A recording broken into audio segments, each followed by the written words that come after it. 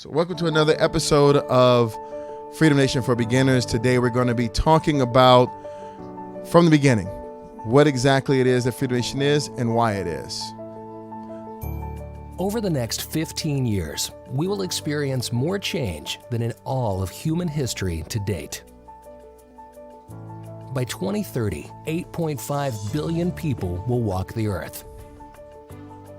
They will be drawn to cities in massive numbers for the promise of a better life. Cities will become bigger, and we will have more of them. Bigger cities will spur major economic growth, bringing billions of new consumers into the world economy, most of them in emerging markets. So let's stop right there and let's talk about cities, and let's talk about exactly why it is that people are talking about cities. First of all, I want to introduce you to a concept called a megatrend. Now, a megatrend, if you're not aware of it, is a humongous event that impacts every single person on Earth. And therefore, every country, every state, every city, every business, everyone has to figure out how to deal with this megatrend. They are social, economic events on a global scale that are moving at a pace that no one can curb, right? And there's a couple of key megatrends. One, of course, is things like climate change. But the other ones are, you heard it talk about population. So the population of the world now is about 7 billion people. 10 years, 15 years ago, that number was like 6 billion. So in less than 15 years, we added 1 billion people to the world. It is a level of growth that has not existed ever, right? And now we're looking forward, looking ahead. 2030 is shaping up to be the 8 billion people in the world situation.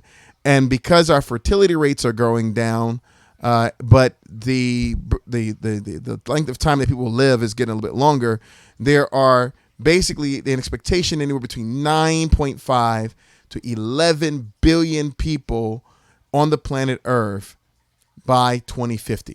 And I want to talk about 2030 and 2050. And the reason I want to talk about those days is, first of all, with a lot of these things that you hear talking about cities and stuff like that, cities take years, decades to build, 10, 20 years, 25 years.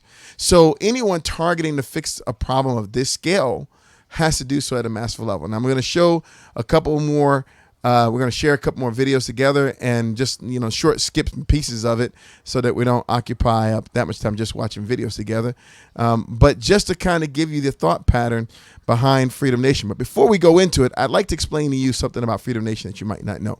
Freedom Nation, we are, our founders, myself included, we are strategic individuals. We have backgrounds in strategic planning and things of that nature. I could go deep into that. I don't want to go into that. It's a resume that I'm proud of, but it's not something that I like to tote. But the thing about it is that what we do is we think things from a strategic mindset, right? And one of the key foundations of how we planned Freedom Nation was through this opportunity of megatrends. And just to share it with you really quick, I'll just give you a quick look over into our world and some of the things that we do. Now, great example is, this is an idea, right? It's what we call a possibility. So Freedom Nation can be a developer of rural smart towns that sit in the midst of mega regions connected by high-speed rail. We're not going to read all of this, but what I'm going to do is just share with you the thought pattern behind how we think from day to day, like how we actually go through our day and how we poise, how we come up with our ideas. And why it is that we're doing the things that we're doing. I think that what happens sometimes is that people believe, or they hear something on Facebook, and this program, Freedom Nation for Beginners, is all about those individuals who've seen us on Facebook, seen a video, and would like to know more. They see something and they interpret it in their own way. But I want to give you the explanation as it truly is. One of the huge parts of our Freedom Nation is being transparent, and we want to be extremely transparent. So in looking at this is a system that we use to actually manage everything in the Freedom Nation, and it's a really deeply integrated system that we're constantly building on. But I'd like to show you how we map the things that we feel like we can do, like this building smart towns. We map those back to our megatrends. And one of the mega trends is this idea of mega regions. I won't go into that, but I'll say look up mega regions in the United States in 2050. It's something that you really want to look at, about mega population regions. And one of the things I'll just quick on it.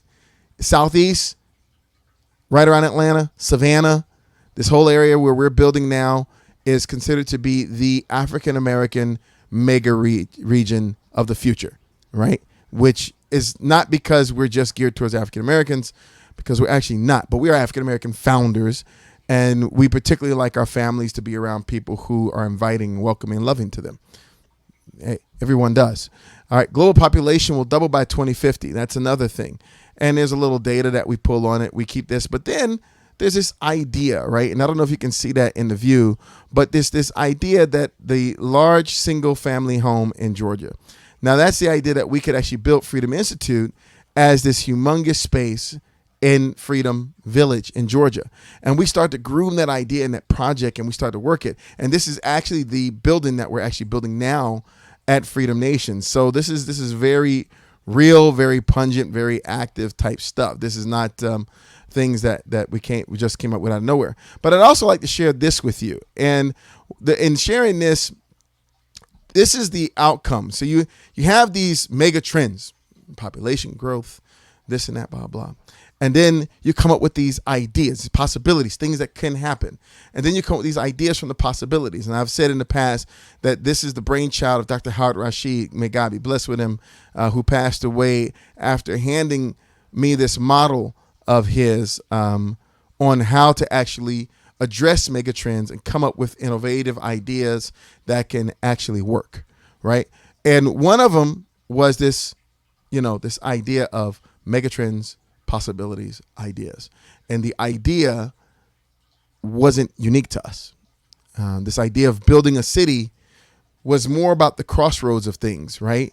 We saw these mega trends, and we know that as a people, we've always played with the idea of building a city or building a space where, the cops don't hate you and you don't have any problems with them. And I'm not talking about half of them, because I can tell you right here in Fulton County, there's some cops that are great people, right? But even they have told me about cops on their own force that are not great people, right? But we're talking about places where we can keep those things in check, so our babies aren't worried and our sons and daughters aren't scared going out, so that we don't have a fear of the spaces that we live in, where we're considered to be good people right off the back versus a threat when we're met in different places. And I'm saying we just because I happen to be an African-American male, but I'm also talking about all underserved people throughout this country and other countries. Now, we as African-Americans, we've always played with the idea of building a new city.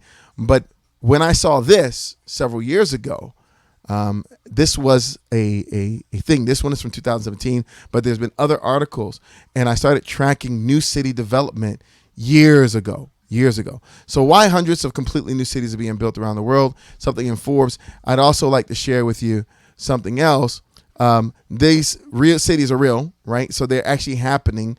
They're happening inside of Austin. They're happening out the United States. People are building brand new cities all over the place. It's a consistent thing. These are all existing cities that are being built in the United States that provide an ideal lifestyle for its inhabitants. And there are hundreds of them being built around the world. And many of these cities, the governments can't necessarily manage all of them, so they're allowing private industry to manage them. In India, they're building 100 new smart cities that are almost all private city managed and built. But there's a hidden side to all of this, right? And I'm going to share some information about the future and the population growth. Let's tune into it real quick. Here we go.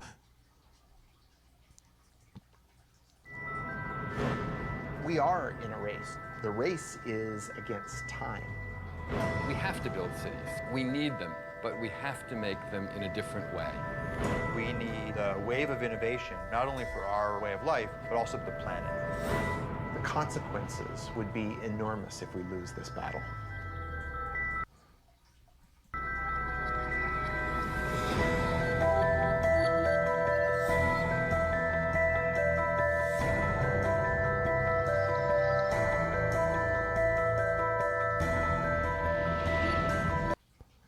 Okay, so in looking at that and looking at the fact that there's more than just us thinking about mega cities, but there's this huge trend.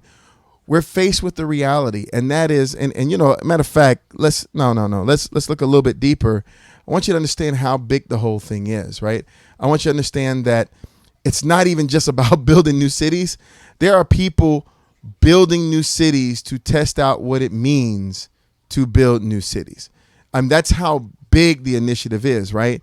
Inside of New Mexico, there is a large town that was a multi-billion-dollar project just for building. About exploring what an even just for building new cities to test out new cities, and I'll give you, just a little tidbit of that. You can look at it, but it's a pretty impressive thing. It's in the United States.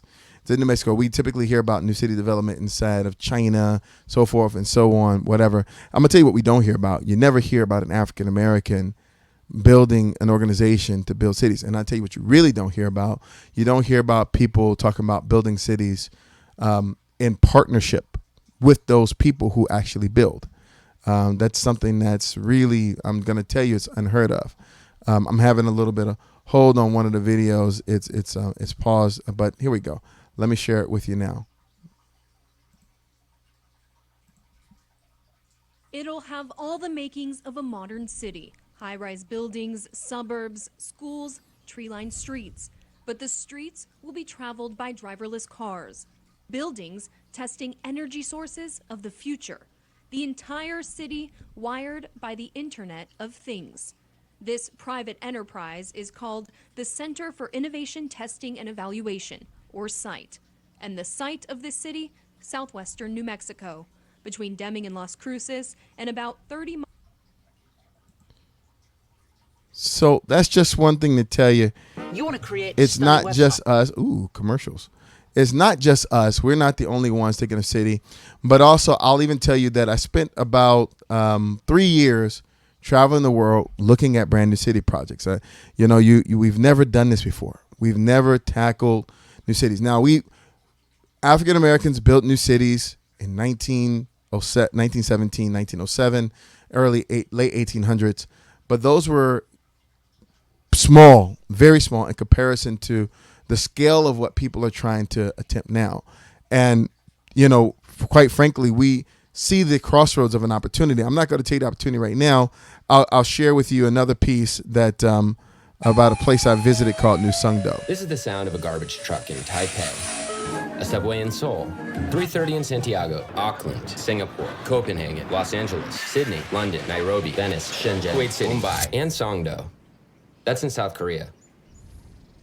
Awfully quiet. I ended up here because I was looking for the city of tomorrow. Songdo is the largest private real estate development in history. It's a master planned and entirely state-of-the-art smart city. While Songdo doesn't look like that future, some believe it's the future we need. It's only impossible until someone does it. It's also where they shot Oppan Gangnam Style. Just 25 years ago, Psy would have been dancing on this. Here are some other cities built on water. There is a race to build a functioning, workable city and to replicate that model all over the world. China alone would require 500 Songdos to sustain their growing population. So how do we get here? So first of all, I want you to hear what he said. There's a race, right? We know for a fact that there is a race to build brand new cities. We're talking about 500 cities just in China alone. We haven't started talking about the other countries in the world. So there's an opportunity to do what? Let's, repeat what the gentleman just said. There's an opportunity to build a model that can be replicated all over the world. Look, every city can't be a mega city. And around the mega cities, there are other issues. For every mega city in India, for the 100 cities that they have going up, for every mega city, it's anticipated that there are 50 slums that are around the mega city that support the city overall. As a matter of fact, here's an example of a place that we visited a couple years back in Lagos. We'll let it queue up. When you're making a movie like this, there's a million things to keep track of. But then we start. I don't know. We're getting killed with commercials. Don't you just love YouTube, right? So I'm just talking to you guys right now, but I'll let the commercial skip, and then we'll jump right into that. Is booming. Nigerians and foreign investors alike are converging on Lagos in search of new opportunity. I believe that we've only just scratched the surface. Taufik Okoya is an entrepreneur. I'm gonna roll that back a little bit, because what you need to do is understand what they want Lagos to look like. This is Lagos in the not too distant future. In terms of return on investment, I don't know of any other place that's better than Lagos now. Lagos will become the financial hub for the continent of Africa. But this vision is a world apart from this Lagos that millions know today. We can't go to any other place. We are fishermen. We are waterborne. Now I know what you're saying. You're saying, okay, that's Lagos. It's not there. It's good to fix other people's problems, but our problems don't exist here. Well, I beg to differ. I'll tell you that right here in the United States, the reason that we have a person like Donald Trump as a president is because there are so many small towns that have been impacted. I mean, seriously impacted by the different changes inside of what we call urbanization. So we've had the urbanization grow from 25% to 50% of the world's population and even the United States population over the last 12 to 15 years, meaning that we've had an exodus from rural towns. And part of the exodus is driven because of different changes in the economy. It could be automation. It could be all kinds of things. It could be population growth, but it's happening. And this idea of the slums or the small towns failing, everything, they're not just an idea that just happens somewhere in Nigeria. I mean, they're right here in our own backyard as well. And here's an example. Hand-painted murals line the streets of Wilmington, Ohio. Reflections of a time when there's more opportunity here. 8 years ago, the town was dealt a massive blow when DHL Shipping left, and it took more than 7,000 jobs with it. DHL said they're going to leave, and when that large of an employer leaves your town, you're going to be devastated. And we were. Michael Mockerly was one of those who lost their jobs with DHL. And there were people in this town that went through divorces because of it, that lost their homes because of it. You couldn't sell a house in this town for any kind of money. Our downtown used to be a precious place. It died.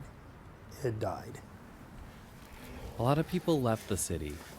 So we can stop there, and I'll tell you that what we're talking about, this idea of these slums, the idea that the new cities that are being built are not really being built for people who, how can I say this? It's not being built for people who are, I say, disenfranchised, right? And I know a lot of folks, they think, well, I make enough money or whatever, I don't have to worry about that.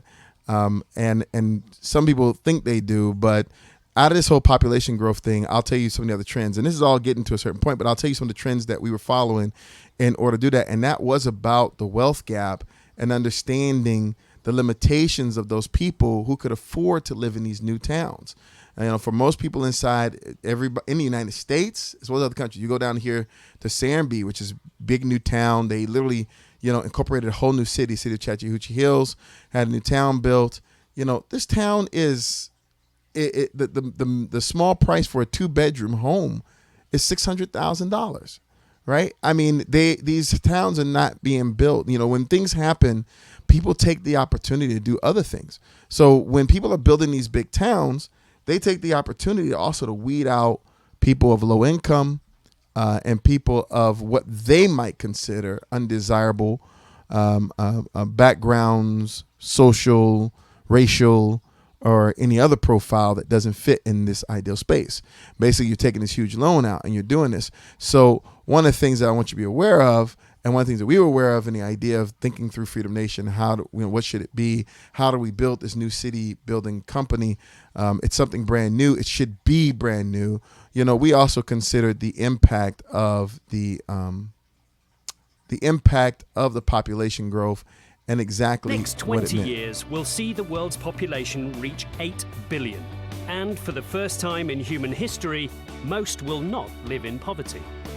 Instead, the world's middle class will increase from 1 to 3 billion. We're going to stop right there. I'm not going to go any further than that. I'm just going to tell you that the statement that was just made, did you hear it? I don't know if you actually heard it, because if you really heard it, you'd understand how ludicrous it is. 3 billion people, you're talking about 3 billion people. I want you to take a look at it. With my finger, it's over there. 3 billion people out of 8. And that number, he said most, that's a lie. So 3 billion people in what you call a middle class. And so we say middle class, and we say, okay, but there's still the upper class and there's still the lower class, and the lower class still makes enough money to get by, so forth and so on. I'm going to tell you, I'm going to call it on you. I'm going to call BS, bullshit. That's not the truth. People are not making enough money to get by. 3 billion people is not the majority of people. At least 5 to 6 billion people that are impoverished and below, or what you might call low class, outside the middle class. But we use these terms and we don't know what they mean. So I like to cue up one more for you and show you what that means. So when we talk about wealth equality, wealth disparity, you should know that they're not having the same idea you are. And let's just take a quick look at this video. I'll share. This is what people think America's wealth distribution actually looks like. Not as equitable, clearly, but for me, even this still looks pretty great. Yes, the poorest 20 to 30% are starting to suffer quite a lot compared to the ideal, and the middle class is certainly struggling more than they were, while the rich and wealthy are making roughly 100 times that of the poorest Americans and about 10 times that of the still healthy middle class. Sadly, this isn't even close to the reality. Here is the actual distribution of wealth in America. The poorest Americans don't even register. They're down to pocket change, and the middle class is barely distinguishable from the poor. In fact, even the rich between the top 10 and 20 percentile are worse off. Only the top 10% are better off. And how much better off? So much better off that the top 2 to 5% are actually off the chart at this scale. And the top 1%, this guy, well, his stack of money stretches 10 times higher than we can show. Here's his stack of cash, restacked, all by itself. This is the top 1% we've been hearing so much about. So much green in his pockets. So let's stop right there. Now, I know some of you go on Facebook, you go on YouTube, you see these different videos, but I'd like to lace them all together for you. Give you a picture of what's going on. Give you a picture of why certain solutions just don't work. Lately, I had 2 people, they're actually my family members, sit in my house and try to tell me that we could borrow our way into this brand new city, that we could, somehow build an organization big enough to save our family from these realities, as well as the people that we love that are also share our plights. I think it's a ridiculous concept, right? When you look at wealth distribution in this way, you start to understand why less than 5%, 10% of VC-funded companies are black. You start to understand exactly how unrealistic it is that we could actually solve this problem through borrowing money. First of all, you're looking at where all the money's at. The money's in one place. And there's another issue here, even with this idea of building new cities. Now, look, they have to build new cities. Atlanta has to grow. Chicago has to grow. Detroit has to grow. It'll come back. Don't worry about it. It will come back because it has to come back, right? There are other things that are out there that will grow. New York will grow. And other things throughout the world will grow. Now, the more we start shutting our borders, the less we have population, who knows what will happen with that. But the reality is that in our country, look down there, right? Look at the 50% mark. 50%. That means everybody back this way, everybody is very poor. In the comparison to what we have in the United States, this is not just your earning income. This graph that was shown is showing all the things in the country. Homes, cars, right? did a calculation that if you split up all the GDP in the United States amongst every citizen, it would be no more than $4,500 per person, which means that the moment that you buy a $15,000 car, you've just meant that 3 people in our country will not have at least 2 other people will not have a car at all, ever. No matter what you do, they won't get one. It's not there, right? Money can't fix this problem. It hasn't fixed this problem. It's not designed to fix this problem. You know, if you start reading a little bit about our economy and you look at people like Adam Smith, who actually came up with the concepts of the free market, his statement himself was that for every wealthy person down on this side, there would be 500 people on the very far side here. And that reality is real. So what happens when they go to build new cities? Well, when you go to build a new city, there's some real basic things that kind of go down, right? I mean, essentially, what you're looking at more than anything else is you're looking at the cost to actually do business, or the cost to actually build a town or to build a piece of construction. If I were just to take a look at just, let's just look at simple costs, right? So simple costs when you build a new city, or you build a new, let's not talk about city right now. Let's just talk about a house. I build a house. 36% of that money is going to go towards materials, and 38% is going to go towards labor. So when you build a new home, some 74% of the money goes to labor and materials. Furnishing, service, all that kind of stuff that happens makes up the rest.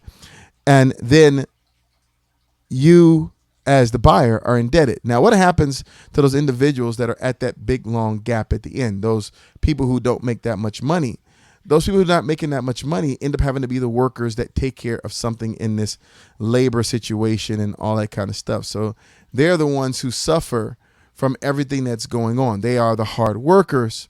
But it's never meant. I mean, we know for a fact, I could go through and give you an explanation. I could pull out a calculator and show you how it doesn't work. But you know for a fact that the people who build homes 9 times out of 10 can afford the same homes that they build. And inside this new structure where we have these dying cities like Detroit, and then we have the new cities being built up around them, like the ones that are being built up around Detroit. When we have the new buildings and these new neighborhoods going in, they are left beyond your ability to afford unless you're in that small middle class, right? Unless you're in that small middle class. But if you're one of the guys swinging a hammer, or you're one of the people, driving the trucks or anything else, then you're going to be left out of this situation altogether. Just to give you some quick numbers, let's just play a quick number game, right? Let's say that we said 38%, right? 38% goes into labor. So let's take a house that's going to be sold for $200,000 or $200, right? Simple numbers, $200. Now, 38% of that is in the labor. So that's $76. Now, the average cost for a person at that level, and you're not impoverished, so you make $40,000 a year, right? Is 75% of your expenses goes back to just living every day. So you've got $75. 75 says about maybe $50, $52. Okay. So you're left with $24. And with $24, then you can go and buy the $200 house with what you earn building these new houses, new city, new everything else. So you can afford a $200 house only with a loan. And you give $24 in your down payment. And then they finance the other $180, give you anywhere between a 3 to 5%. And those are pretty decent interest rates. But at a 3 to 5% interest rate, if you pull out an amortization calculator over 30 years, you're going to pay almost $400 for the house. And that's going to be persistent and consistent. And even if you were to spend every single extra dime you have, like you didn't have any savings, it would still take 8 years of that 30 years to pay that back. It's an unrealistic model. It's a model where the middle class are basically preparing themselves for the future, while everyone, the upper middle class and the upper class are being considered in the future. But those 5 billion people, which include, by the way, the majority of African Americans, the majority of minorities, and definitely everyone who can fit the definition underserved population, that 5 billion underserved population are left out of the plans for the future. They're instead cited to be in slums, shanty houses, projects, what they might retitle as low-income housing. They're going to rent. They won't own anything. They are going to be slaves of the system to be constantly worked by that small percentile. And to make it even worse, the taxes, I didn't even talk about that. The taxation that's actually put on people for the loans that are taken out in order to be able to make the new cities. See, countries have to take money out from someone. They have to borrow money in order to be able to build these new city projects. 500 new cities in China, 500 other new cities in the United States. The money comes from somewhere. It actually comes down a pipeline, and we end up in debt. So no matter where the money comes, you say, I'm going to get it in grants. Well, grants aren't free. You're going to end up paying for it in your taxes because we had to increase our debt ceiling in order to do that. As a matter of fact, if you look at the United States now, we have, for those of you who either love or hate either of the presidents, because they haven't really changed this, neither of them have, this is the United States, what we call debt to GDP ratio. Now, currently the debt to GDP ratio is 105%.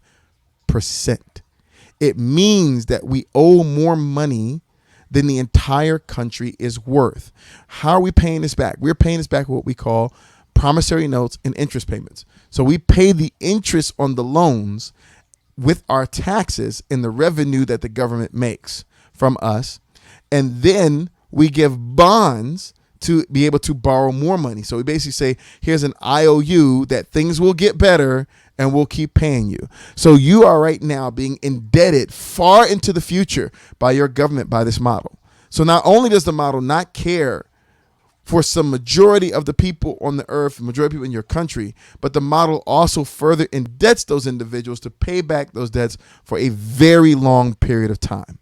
And this is the world that you're in. This is what's going on. And this is why Freedom Nation says, no, this model can't continue. There has to be somewhere in this opportunity where we can make people more successful, where we can consider the low income worker.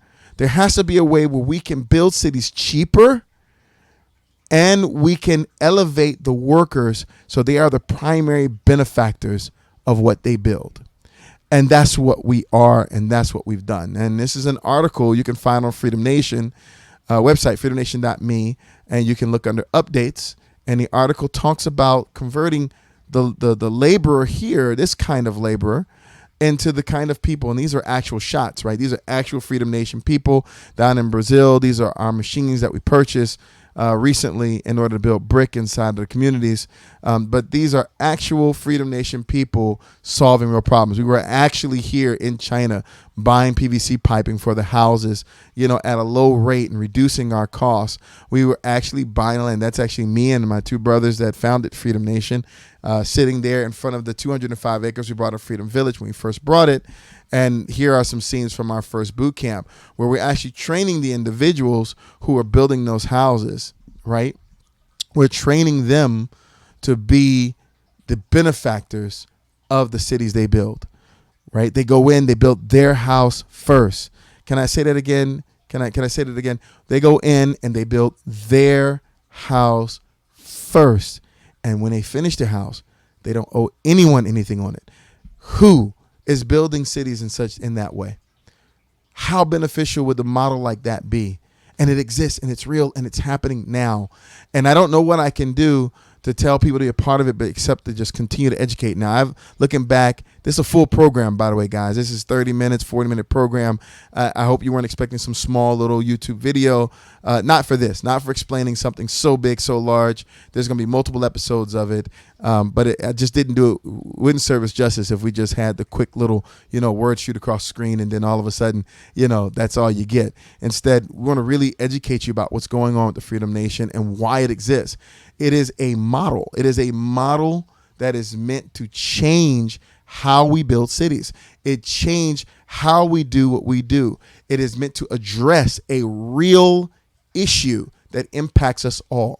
And instead of selling our children off as this highly indebted workforce for a bunch of people who will not care for them, because they will be living in spaces where they can afford the loans. And selling a struggle back to them, it is about selling us back into power. Freedom Nation has not borrowed a dime, and we will not borrow a dime. We stay debt-free at all times, and we work in places where we revitalize entire cities and counties so that we can actually get the benefit of being those kinds of individuals and having that economy and take the social economic factors for ourselves in the positive. Now, we are Black founders. We are. I'm not hiding that. I'm happy for it because people who look like me need to know that we're in this race and we can do this. We are in this race. And it might not make sense to a lot of people. You know why? I've got one terminology. Most of our people who have the title entrepreneur have zero tolerance for complexity. These are complex issues. They have a lot of parts to them. It's not enough for us to go raise some money somewhere and then just hand it off to people and indebt them for life so that they have to continue to pay back in this horrible cycle, enriching the few above everyone else. Instead, we are fixing the entire problem.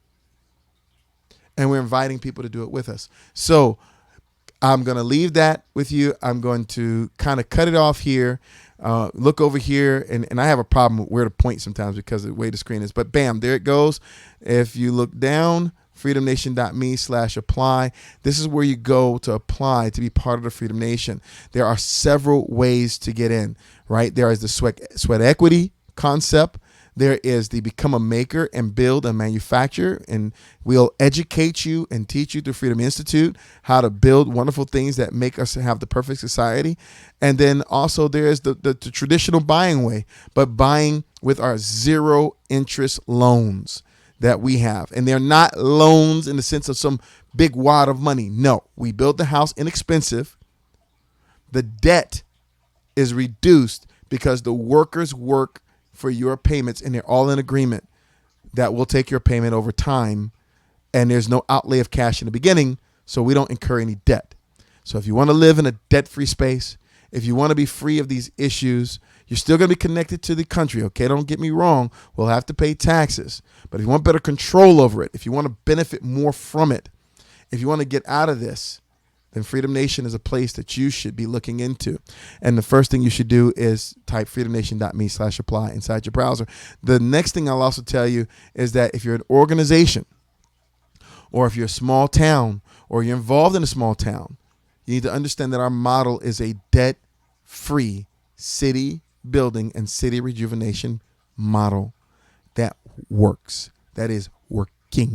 And we are working. So we are more than welcome to come and sit down, talk with you, have a Freedom Nation for Beginners in your space, one-on-one, answering questions, and also finding ways that we can partner and do amazing things so our future looks brighter and these mega trends work for our positive and not our negative. That's it. That's all I've got. I held you long enough. You can expect an episode 2 in about 3 weeks to a month. And also an update on how things are going in Freedom Village.